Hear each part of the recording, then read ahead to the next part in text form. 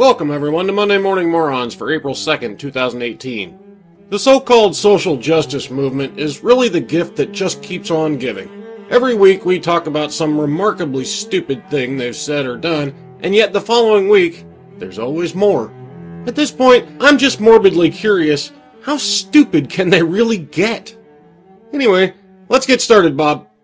Professor calls digital manspreading an act of toxic masculinity. A feminist professor at the University of Wisconsin-Madison is warning against digital manspreading on the internet, calling it a form of online harassment. Brandy Easter, a doctoral candidate who also teaches literature classes, argues in the March issue of Feminist Media Studies that digital manspreading happens because men are socialized to take up space, not just on public transit, but online too. Okay, so I admit, the only reason I even bothered to read past the title, and not just immediately dismiss the entire thing as complete horseshit, is morbid curiosity. Right now, I'm sure you have a bit of it too. And what are we curious about? Well, what exactly is digital manspreading? You're bandying about a term that you've just made up, so it's incumbent upon you to define it. Spoiler alert, they don't. The closest we get to actually defining what she's talking about is here. Though Easter uses the story of C+ equality to explain how digital manspreading happens, she also asserts that digital manspreading could be a helpful lens to critique other manifestations of masculinity in the digital sphere. For context, C+ equality was a troll from 4chan to create a feminist programming language, since toxic masculinity permeates all other programming languages. As expected, some of the dimwits took that shit seriously and thought this new language was a real thing. I'm not going to go through all that. It happened quite a while ago and it's dead now, so no need to rehash a troll. But let's look at the rest of what she says. Further, Easter contends that digital manspreading causes the silencing of women online, since when men digitally manspread, they take up space that could otherwise go toward promoting women's perspectives and concerns. Take just a second and think about that. What did she really just say? Anything that is not promoting women's perspectives and concerns is taking up valuable space that should be used to promote women. In other words, anything that is not promoting women is digital manspreading. Think of all the bandwidth and gigabytes wasted on funny cat videos, people. That's valuable space we could have used to talk about how toxic and evil men are. And the solution? This silencing calls for feminist scholars to attend seriously to the everyday spatial, material, and embodied structures and forces of online misogyny, Easter concludes, calling for more research to be done into the concern. Feminists need to control the entire internet, and every comment, article, video, opinion, research, whatever, it all needs to be feminist. You know, because equality. It may come as a giant shock to you, Brandy, but vaginas are not the center of everyone's every thought, every moment of every day. Some of us have, well, lives to attend to. Maybe you should consider getting one too. What's next, Bob?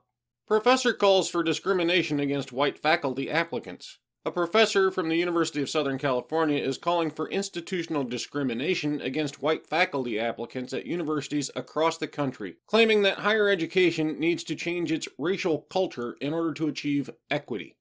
You know, before we go any further this week, let's take a real quick side trip, because these social justice wankers keep using that word, and it's quite obvious from their context that they have absolutely no idea what that word means.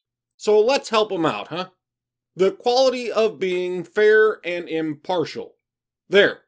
Now, ladies and gentlemen, explain to me exactly how discriminating against white people is equity. I mean, at least when you idiots were saying equality, you had an argument. You clearly meant equality of outcome, not equality of opportunity. I still oppose that bullshit, but at least you were using the correct word. When you say equity, well, there's absolutely nothing about your ideology that lends itself to equity. In fact, everything about your stated goals necessarily requires you not to be impartial, because you simply cannot achieve equal outcomes if you are. You've proven that yourselves time and time again with your blind hiring practices that yield the wrong gender and racial makeup, your blind selection processes for conferences like the one we mentioned last week that yielded the problematic racial makeup of the panel. You simply cannot get where you propose going without discriminating, and that is the opposite of equity. Look, I know you're morons, but please at least learn to words, okay? It's hard enough to understand what you mental midgets are butthurt about without you butchering the entire English language along the way. The only way we will successfully close the racial equity gaps produced by our higher education system when it comes to Black, Latino, Native American, and marginalized Asian American students is to address racial imbalance on our faculties. Estella Mara Bensimon, what a fucking mouthful for a name, writes at Inside Higher Ed. Bensimon, an education professor at USC, says that current university efforts to reduce inequality in our society are insufficient. These data-centric approaches that focus on structures, not people, to achieve more equitable outcomes, she argues, are ill-suited to that end. Well, at least this one's finally being honest, I guess. We've known for quite a while now that what you cancerous twats want is discrimination against men and against whites. They just covered it up with flowery language to make it sound palatable. This one, at least, admits that she's a raging bigot. So kudos for that much, I guess. As far as what you want, though, fuck off. I don't agree with discriminating against people of color, and I'm not about to agree with discriminating against whites either. For the last 50, 60 or so odd years, as a society, we've agreed that discrimination is bad. We're not just going to flip the script and say, oh yeah, it's fine now, just as long as you're discriminating against the right people. Fuck off with that. Give me another, Bob. Men and Masculinity Center at UMass sputters to a grinding halt. Supposedly, the University of Massachusetts Amherst has a brick-and-mortar office called the Men and Masculinity Center, somewhere in Thoreau Hall. The center aims to tackle the subject from a male-positive, multicultural, and pro-feminist perspective, according to its website. Male-positive and pro-feminist are antonyms. Such a perspective is impossible.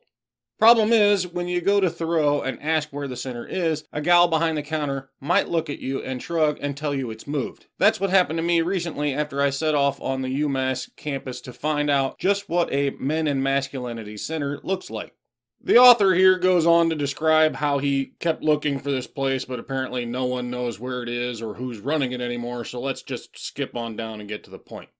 It's unclear why the Men and Masculinity Center wasn't apparently a success on campus or what happened to its leadership. Let's see if we can answer that for him, huh? First, tell us what this center was trying to do. The mission of the program to advance masculinity from a pro-feminist perspective meant being committed to challenging women's oppression, sexism, and binary gender injustice because our culture is steeped in patriarchy and sexism, according to its website. So, come to the Men and Masculinity Center, where we will tell you all about women's oppression, people of color's oppression, non-binary gender oppression, and sexism, then blame it all on you for being male. Yeah, I can't fathom why men weren't lining up around the block to get in there. Alright, Bob, toxic masculinity time. West Virginia woman convicted in Maryland man's forced death. A West Virginia woman has been found guilty in the death of a Maryland man who was found naked at the bottom of a cliff with his throat slashed, despite her claims that he used her hand to cut himself. Megan Schaefer's attorney, Stephen R. Tully, tells the Cumberland Times-News that they're considering an appeal after the 21-year-old was convicted of second-degree murder Monday in the January 2017 death of 25-year-old Alexander Stevens. Schaefer had pleaded not guilty to the murder charge as well as manslaughter and assisting to commit or attempt to commit suicide. Her attorneys argued that she was the victim of Stevens' physical and sexual abuse and that he used her hand to cut his own throat. The prosecution says there was no evidence of abuse and that Schaefer's statements kept changing. Hang on. Let me process this for a second. Okay, first things first, I guess. Your defense attorney looked at all the evidence the prosecution had because, well, that's the law, mind you. Prosecutors aren't allowed any surprises in our judicial system. The defense is entitled to examine everything the prosecution has.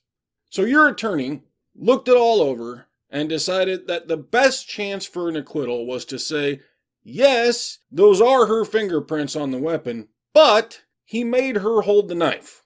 He made her slash his throat. He made her strip him naked and toss his dead body in the woods. He made her do all of these things because he was abusive. Really? This just has to be a public defender. I mean, this has to be the single lamest defense I've ever heard. I mean, claiming prior abuse is nothing new. Fuck, pretty much every woman ever on trial for violence against a man claims that shit. Frequently successful too, in the form of acquittals or at least reduced charges and reduced sentences. But evidently, you didn't even bother to present any evidence of that. You just assert it and carry on with this strategy of suicide by her hand. Who in the hell gave this guy a license to practice law? Seriously, you're in the wrong profession, sir. If I were her, I'd immediately appeal on the grounds of incompetent counsel. Outside of a bumbling idiot as her attorney, though, let's look at the facts. Dead naked guy with a slashed throat dumped in the woods. Though the article doesn't explicitly state it, we can infer from her defense that she's admitted that her hand was on the knife that slashed his throat. I can only assume she's also the one that stripped and dumped the body in the woods, or at the very least, helped to do so anyway, in an effort to hide it. But she says he abused her. Well then, clearly she's not guilty of any wrongdoing here at all. That's right, folks. She said she's a victim. Therefore, she's a victim, even if what she claims didn't actually happen. Because we need to listen and believe victims. You don't have to prove a fucking thing. You don't even need to prove you are a victim. Just say, I'm a victim, and you are absolved of all guilt for anything. It's like Catholics and confession. Just admit you've sinned, say a few Our Fathers or Hail Marys, and poof, you're square again. Only in this case, you don't have to atone for it in any way. Just say the magic words and poof, you're not guilty of anything. It's all the dead guy's fault. Listen and believe is such a great thing, huh? Well, I think that's a first. I think my ranting there was actually longer than the article itself. Let's wrap it up with something funny, Bob. Protesters say ban assault weapons, whatever they are. Yeah. The march for banning things I can't define. So this reporter went to the DC protest and filmed some responses to very basic questions. To start out with, he wanted to know what action they were looking for, and without fail, every single one of them supports banning assault weapons. Fine, whatever, nothing new there, right? But let's have a listen to their responses when asked, what is an assault weapon? For banning an assault weapon, do you know what an assault weapon is? Yeah, it's assault weapon. It's like I kind of do, but kind of don't. Okay. Like. Uh-huh. I don't know what they are, but ban them anyway. It's just, well... What is an assault weapon? Can any of you tell me what an assault weapon is? I guess. But assault weapons, like, does that sound safe to you? Good point, right? Assault weapon doesn't sound safe. You know what else doesn't sound safe? Assault vehicle. That sounds downright terrifying, doesn't it? What's an assault vehicle, you might ask? Well, you know, this thing that has, like, metal on it and it moves and thousands of people are killed by them every year, so we better ban them too. For safety. For the children. Don't you care about the children? Do you guys know what an assault weapon is? Yeah, honestly, if you're asking me, any gun that isn't a pistol should be banned.